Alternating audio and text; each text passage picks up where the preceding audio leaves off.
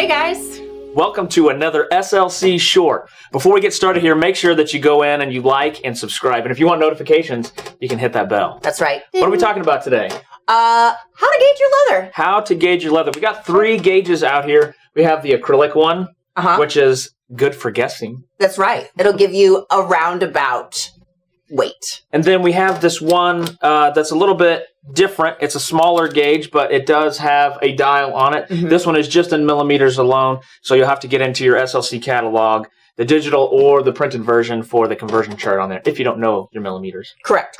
And then also, this is very similar to like using a caliper also. So it's kind of interchangeable. They have probably about the same depth on them. You're going to get about as far into the material on either. And then the last one, probably the most accurate one out of them, because we have this really deep throat in here where you can get far into your leather. And we'll talk about that in just a minute. But one of these will run you... like $100?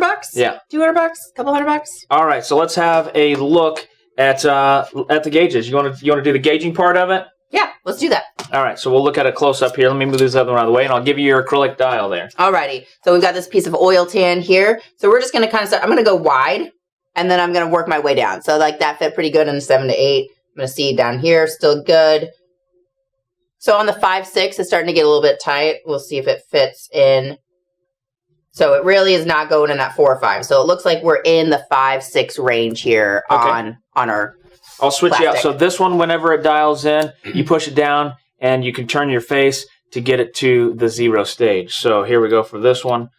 We go in a little bit further than the other one, and we can click it down, and we're right around the 2 millimeters there, which will come over. Right about 5 ounce, a little bit over. So we're still, and if I push it hard, I can make it go a little bit more. You can squish it down. Yeah. So we're still at about a 5 range, and then the last one. We've got our big guy here. So what we're going to do is we're going to pull him close so we can get all the way in there.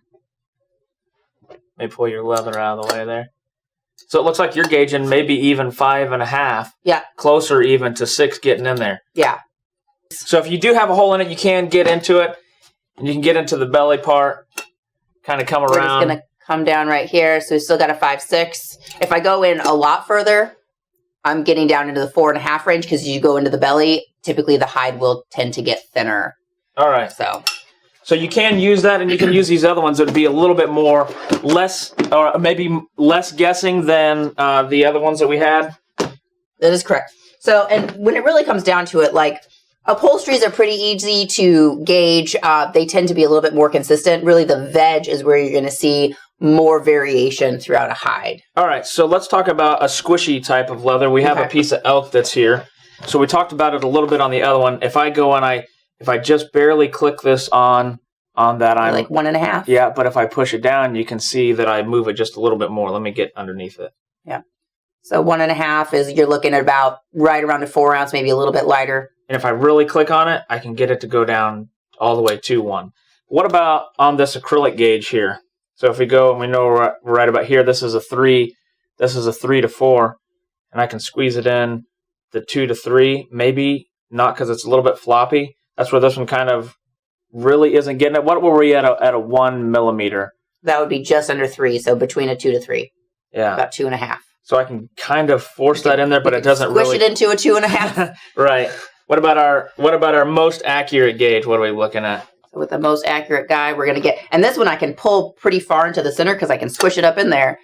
And so that we are at a 3.5. So still really about an ounce difference between our two that we have there. Yeah. All right. And then the last piece, we got a piece of upholstery here, but it's still kind of the same way.